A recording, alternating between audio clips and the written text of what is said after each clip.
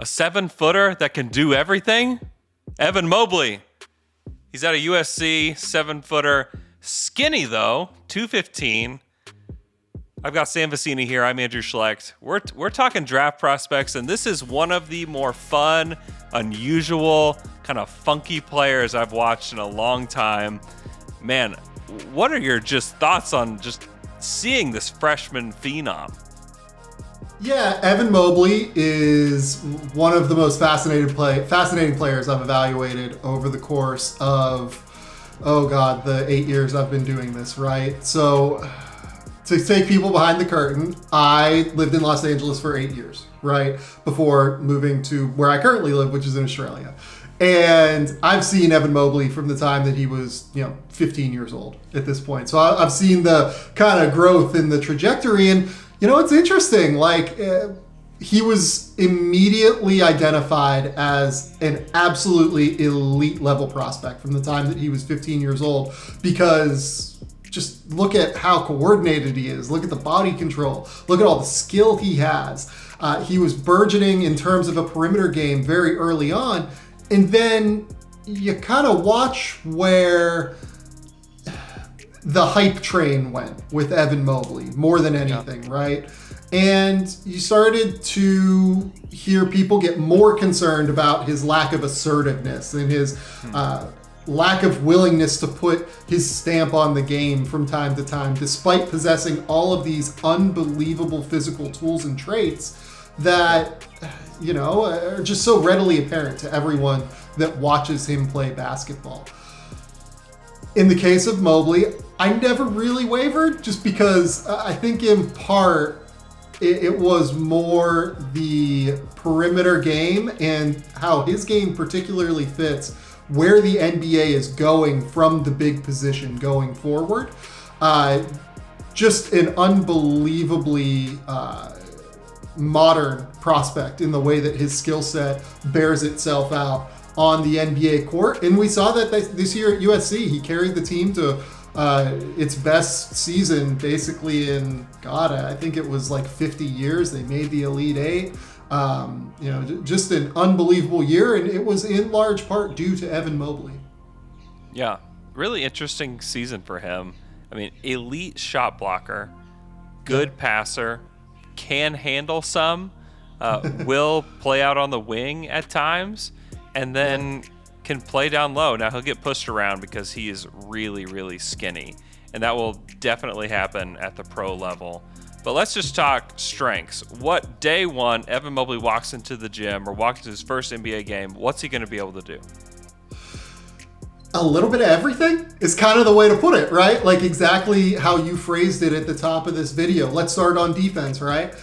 Evan Mobley is 7 foot tall with about a 7'4" wingspan and blocked 3 shots a game this year, and is so good at using his length to be vertical around the basket.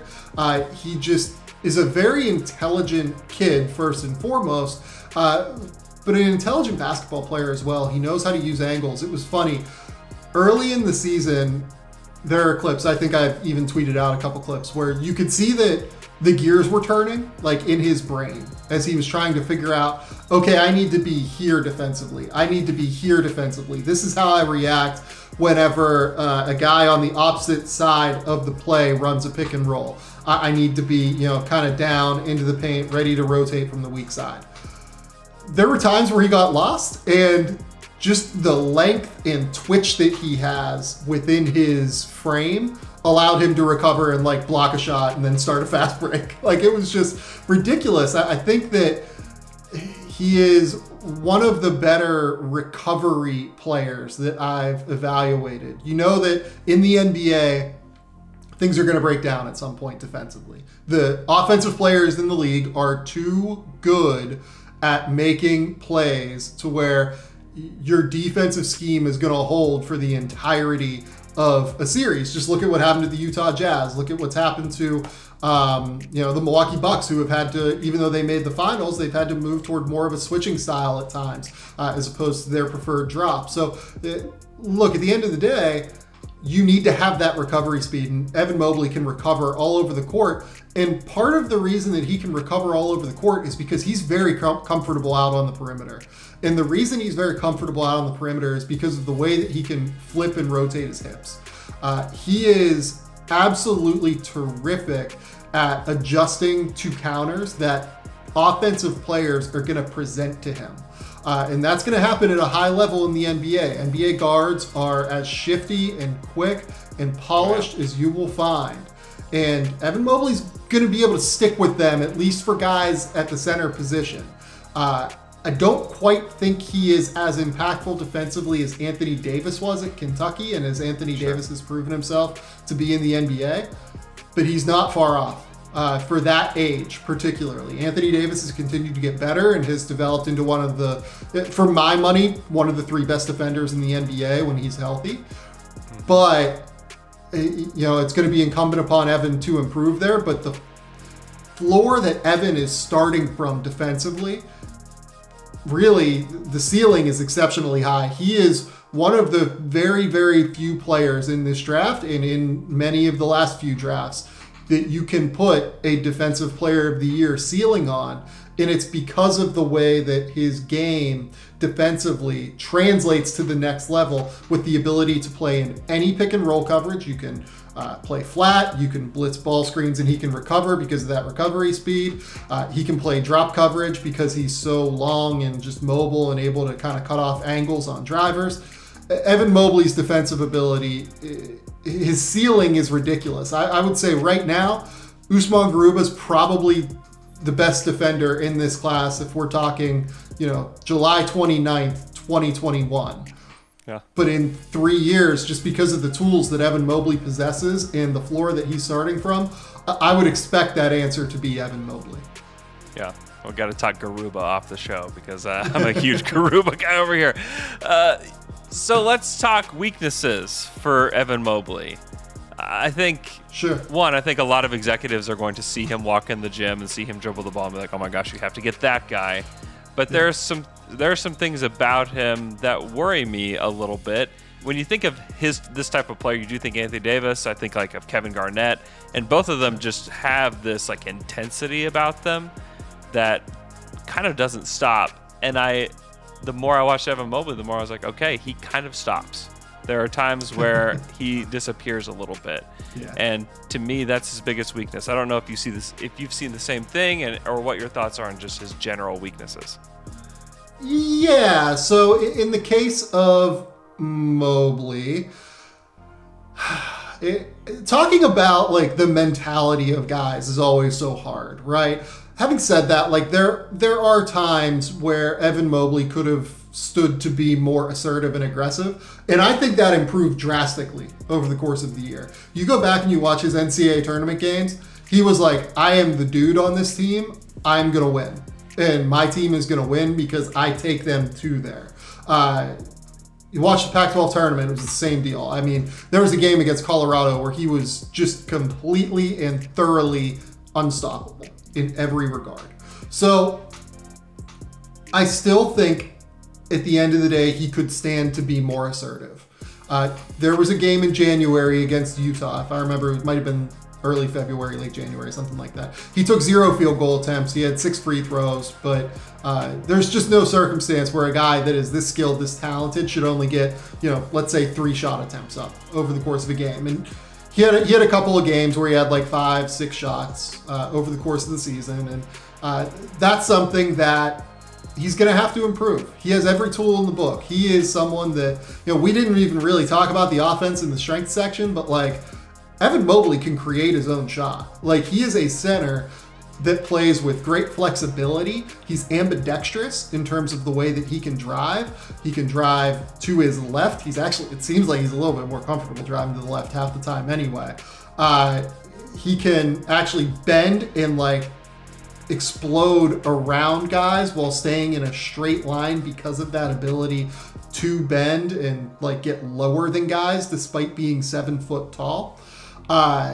He's just a very, very talented kid. USC would run dribble handoffs where he was the guy handing the ball off, and they'd run dribble handoffs where he was the guy getting the ball and driving, right? It's ridiculous what he can do. So I would like to see him truly be more assertive. Having said that, because the defense is so good, and he's a really good passer as well, by the way, which is going to play really well at the next level from the big position. You can short roll him, you can run him in dribble handoffs, you can run him in all sorts of actions away from the basket. I mean, he can average 17 a game, 16 a game, and still be worth a top 5 pick in this draft, which is unbelievable. That's just the level of all-around skill that Evan Mobley has. Having said that, to reach that ceiling, the biggest thing to me is he's going to have to get stronger. And you kind of mentioned it. Like, you watched Steven Adams for, 8 years in Oklahoma City?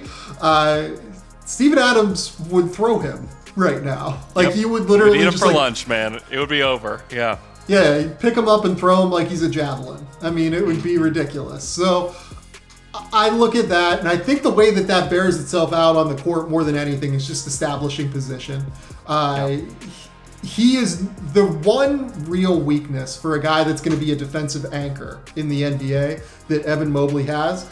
I don't really trust him right now to be able to hold down the defensive glass on an NBA court. I think that he has a chance to be a really good rebounder, but he's not there yet. And he more goes up and tries to high point the ball as opposed to like getting a body on someone. And, we can talk about the level of boxing out in the NBA and how teams don't do it as often anymore. And oftentimes it is the guy who can high point the ball who ends up getting the ball. But yeah, at the end of the day, I think that these offensive rebounders, guys like Steven Adams, even someone like DeAndre Jordan, who is not awesome anymore, but is still just like physically so strong, I think those guys are going to be able to really kind of toss Evan Mobley around right now. And it's going to be incumbent upon him to continue to get stronger, do what Anthony Davis did over the course of from when he was 21 to when he was 25 and got to the point where he was just enormous and, actually looks like an NBA big man. Yeah. Let's talk range for him. I think I've seen him as high as 2, as low as 4. Does he go beyond that? What's your thoughts on range? I would be stunned if he got below 4, if only because Toronto has an enormous gaping hole at the center position. Look, Chris Boucher, I think, is a really nice story and has emerged as a real NBA player who can make an impact, especially off the bench. But Evan Mobley is just kind of a different level player in terms of prospect and in terms of being able to impact the game in multiple different ways. I'd be stunned if he got beneath Toronto at 4. I know that our own James Edwards at The Athletic has reported that he's in the mix at number 1 for Detroit. Again, I think that if Detroit was to decide on Evan Mobley, they would trade down. So I would say the range for Mobley is somewhere between 2 through 4. Again, Houston is a team that needs everything. They don't really have a guy that's there. I will say that kind of infrastructure interests me a bit less for Evan Mobley than it does for other players. I would like to see him enter a situation that has real veteran leadership that will kind of be able to take him under their wing and be able to convince him, hey, you got to get in the gym constantly. You got to be there. You got to be assertive. You got to dominate. Somewhere like Toronto makes sense. Cleveland, look, I think Larry Nance would be great for Evan Mobley at the end of the day. If Cleveland is set on re-signing Jared Allen, I think it's a terrible idea to draft Evan Mobley because you're just capping yourself out while also, taking a guy that probably isn't quite there for a couple of years, and then you're kind of spinning your wheels a little bit, I think, in the case of Mobley. But, I look at Toronto as being just an absolute spectacular fit for Evan Mobley. I really hope he ends up there. But if he ends up in Detroit, I like that fit. If he ends up in Cleveland, I mean, at least he'd have good guards. And if he ends up in Houston, they would be building around him, hopefully, and kind of foster a situation that makes sense.